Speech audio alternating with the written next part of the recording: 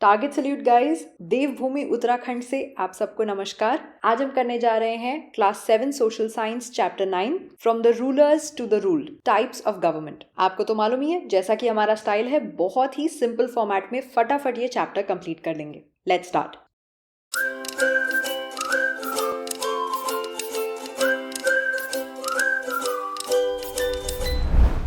अब अर्थशास्त्र का नाम तो आपने सुना ही होगा। हमारे इंडियन हिस्ट्री की इतनी फेमस डॉक्यूमेंट है एडमिनिस्ट्रेशन के ऊपर, इकोनॉमिक्स के ऊपर, जिसको लिखा था कौटिल्य ने, जिनको हम चाणक्य के नाम से भी जानते हैं। तो अर्थशास्त्र में उन्होंने एक बहुत अच्छी चीज लिखी है कि एक रूलर की जो ड्यूटीज होती हैं फॉर इंटरनल एडमिनिस्ट्रेशन, कंट्री के एडमिनिस्ट्रेशन के लिए, वो 3 तरह की होती है। सबसे पहली होती है रक्षा, प्रोटेक्शन ऑफ द स्टेट। बाहर के अग्रेशन से, बाहर के दुश्मनों से आपको देश की रक्षा करनी है। दूसरा पालन, पालन का मतलब हो गया maintenance of law and order with in the state. आपकी कंट्री में, आपकी स्टेट में लॉ एंड ऑर्डर मेंटेन होना चाहिए। और तीसरा है योगक्षेम, मतलब अपने देश के लोगों का वेलफेयर, उनका प्रोग्रेस, उनकी तरक्की। ये दिया गया है अर्थशास्त्र में। अब अर्थशास्त्र जो है वो तो संस्कृत में लिखी गई है। This was from the translation of अर्थशास्त्र बाय एलन रंगराजन, जो आपकी बुक की स्टार्टिंग में दिया है। इससे हमको आइडिया लगता है कि इस चैप्टर में हम क्या पढ़ने वाले हैं। We are basically going to study about the government, the types of government and the duties of the government. Government का जो बेसिक था वो हमने क्लास 6 में पढ़ा हुआ है। और गवर्नमेंट जो है वो हमारी लाइफ के लिए बहुत इंपॉर्टेंट है, क्योंकि वो बहुत सारे इंपॉर्टेंट रोल्स प्ले करती है, जैसे कि maintaining law and order in the society, peace ensure करना, stability, security for the people, दूसरी कंट्रीज के साथ रिलेशनशिप मैनेज करना, नेशनल डिफेंस का ध्यान रखना, इंपॉर्टेंट गुड्स एंड सर्विसेज जैसे कि एजुकेशन, हेल्थ केयर, इंफ्रास्ट्रक्चर, ये सब अपनी जनता को डिलीवर करना, इकोनॉमी को मैनेज करना और लोगों के वेलफेयर की तरफ काम करना। और हमें ये चीज मालूम है कि इंडिया में एक डेमोक्रेटिक फॉर्म ऑफ गवर्नमेंट है, और सिर्फ इंडिया में ही नहीं, बहुत सारी कंट्रीज में वर्ल्ड की डेमोक्रेटिक फॉर्म ऑफ गवर्नमेंट है। और सारी डेमोक्रेसीज जो होती हैं, सारी डेमोक्रेटिक गवर्नमेंट्स एक जैसी नहीं होती हैं। कहने को तो सबकी सब डेमोक्रेसी है, लेकिन उनमें आपस में भी काफी सारे डिफरेंसेस होते हैं, जो हम इस चैप्टर में पढ़ने वाले हैं। तो सबसे पहले अपने ही फॉर्म ऑफ गवर्नमेंट के बारे में पढ़ लेते हैं, डेमोक्रेसी। डेमोक्रेसी क्या होती है? सिंपल भाषा में बोले तो रूल ऑफ द पीपल, मतलब जो सोर्स ऑफ पावर है, जो अथॉरिटी है in a democracy, that comes from the people of the country. उस देश के जो लोग हैं उनके हाथ में पावर होती है कि वो किसको इलेक्ट करते हैं। वो जिसको इलेक्ट करेंगे वही गवर्नमेंट बनाएंगे। तो ultimately it's the people's choice. बड़े लेवल पे इसको पढ़ने से पहले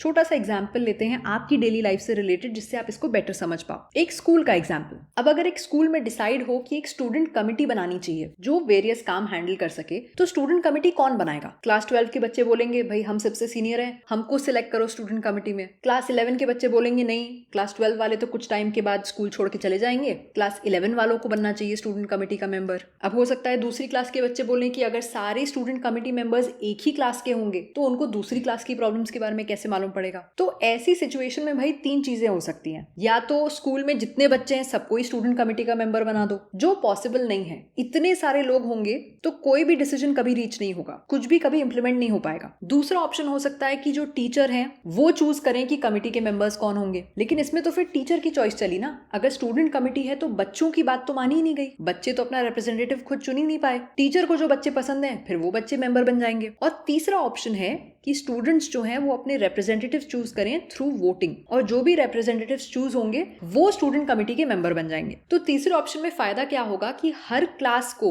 एक रिप्रेजेंटेटिव चुनने का मौका मिलेगा। जिसको सबसे ज्यादा वोट मिलेंगे वो ऑब्वियसली रिप्रेजेंटेटिव बनेगा, और हर क्लास से एक रिप्रेजेंटेटिव होगा, इसका मतलब हर क्लास की बात रखने वाला कोई होगा। तो जो तीसरा ऑप्शन है वो है democratic way of choosing your representatives. और रिप्रेजेंटेटिव कौन होता है? A person who is chosen to act और make decisions on behalf of another person or a group of people। ये डेफिनेशन होती है रिप्रेजेंटेटिव की। इसका मतलब अगर एक इंसान या फिर a group of people choose करते हैं किसी को कि ये हमारे बिहाफ पे, हमारी तरफ से ये डिसीजन लेगा, वो इंसान बन जाता है उनका रिप्रेजेंटेटिव। तो आपने समझ लिया कि डेमोक्रेसी जो है, एक डेमोक्रेटिक फॉर्म ऑफ गवर्नमेंट, इसी तरह से काम करती है। लेकिन अब हम समझते हैं कि एक्चुअली गवर्नमेंट कैसे काम करती है। गवर्नमेंट के मोटा मोटी 3 फंक्शन होते हैं, लेजिस्लेटिव फंक्शन, एग्जीक्यूटिव फंक्शन और जुडिशियल फंक्शन। लेजिस्लेटिव फंक्शन का मतलब हुआ द क्रिएशन ऑफ रूल्स, ऐसे रूल्स जो कंट्री को रन करने के लिए एक फ्रेमवर्क की तरह काम करते हैं, जिसको सब फॉलो करते हैं। जब इन रूल्स रूल्स को आप इम्प्लीमेंट करते हो ग्राउंड लेवल पे, इनका एडमिनिस्ट्रेशन करते हो,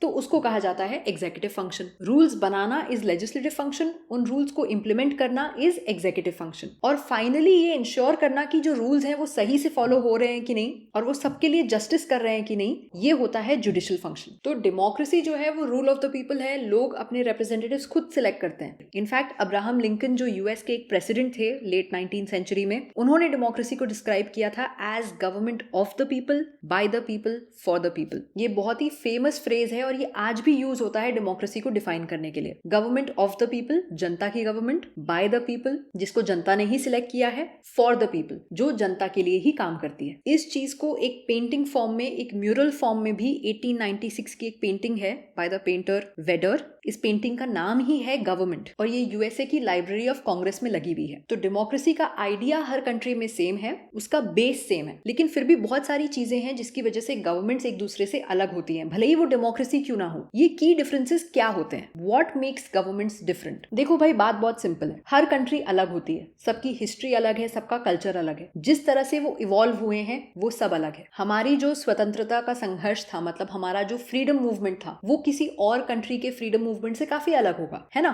हमारी हिस्ट्री, हमारा कल्चर, हमारे आइडियाज, हमारे एस्पिरेशंस सब अलग हैं दूसरी कंट्रीज से। तो ऑब्वियस सी बात है, हर कंट्री की जो सरकार है वो भी अलग होगी, क्योंकि वो कहीं ना कहीं उसी हिस्ट्री, उसी कल्चर का रिफ्लेक्शन होती है। तो 4 बेसिक चीजें होती हैं जो डिसाइड करती हैं कि गवर्नमेंट एक कंट्री की दूसरी कंट्री से कैसे अलग होती है। पहली चीज है, who gets to decide this is the government. ये तो सबसे बेसिक क्वेश्चन है, कौन डिसाइड करता है कि भाई ये सरकार है? क्या चीज है जो गवर्नमेंट को अथॉरिटी और पावर देती है? फॉर एग्जाम्पल, अगर हम इंडिया की बात करें तो इंडिया में the people of the country they decide and they are the source of authority. अगर कोई कंट्री है जो थियोक्रेसी है, थियोक्रेसी का मतलब हुआ ऐसी कंट्री जहां पे रिलीजियस लीडर्स जो हैं वो रूल करते हैं और रिलीजन के रूल्स माने जाते हैं, उसको थियोक्रेसी कहते हैं। तो थियोक्रेसी में the source of the power will be religious believes and the head of the religious institutions. समझ में आ रहा है पावर कहां से आ रही है? कौन डिसाइड कर रहा है कि हाँ ये जो है इसको हम सरकार मानेंगे? डेमोक्रेसी में जनता डिसाइड करती है, थियोक्रेसी में जो रिलीजियस बिलीव्स हैं लोगों के,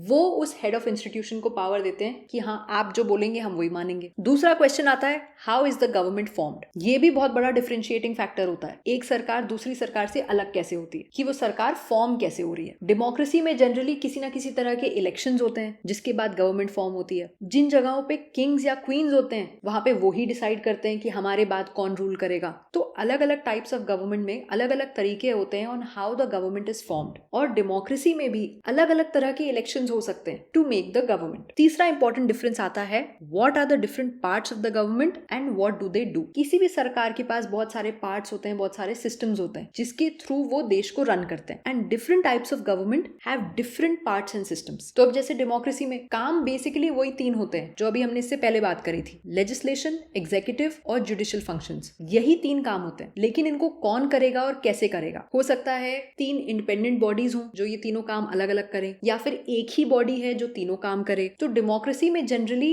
ये तीनों काम कैसे डिस्ट्रीब्यूट होंगे, कौन करेगा, ये सब लिखा जाता है एक बुक में, एक ऐसी book which contains all the fundamental rules, जिसको हम कहते हैं कॉन्स्टिट्यूशन। अगर कोई कंट्री में मोनार्की है, मतलब किंग और क्वीन है, तो वहां हो सकता है ये सब चीजें किंग और क्वीन डिसाइड करें कि ये सब फंक्शंस कौन करेगा, कैसे करेगा। और जो 4th मेजर डिफरेंस है वो है what is the government working for. वो क्या गोल्स अचीव करना चाहते हैं। हर सरकार कोई ना कोई आइडियल्स, कोई ना कोई वैल्यूज की तरफ काम कर रही होती है। ऑब्वियसली उनका कुछ ना कुछ पर्पस होता है। जैसे इंडिया में our government works towards equality, prosperity, की सबकी तरक्की हो। तो हमने देख लिया बेसिकली ये 4 क्वेश्चंस होते हैं जिसके बेसिस पे हम डिसाइड कर सकते हैं कि एक गवर्नमेंट दूसरी गवर्नमेंट से डिफरेंट कैसे है। और भी डिफरेंसेस हो सकते हैं, लेकिन सबसे बेसिक और सबसे इंपॉर्टेंट डिफरेंस इन्हीं 4 क्वेश्चन से निकल के आता है। तो अभी तक हमने सारे बेसिक्स कवर कर लिए कि गवर्नमेंट के रोल्स क्या होते हैं, फंक्शंस क्या होते हैं और गवर्नमेंट्स एक दूसरे से डिफरेंट कैसे होते हैं। तो ये था part 1 of the chapter guys. इसमें हमने बहुत सारे इंपॉर्टेंट कॉन्सेप्ट्स कवर कर लिए हैं। If you like the chapter, don't forget to subscribe, like and share it with your friends. I will see you guys next time. तब तक के लिए take care and keep it simple. Bye bye.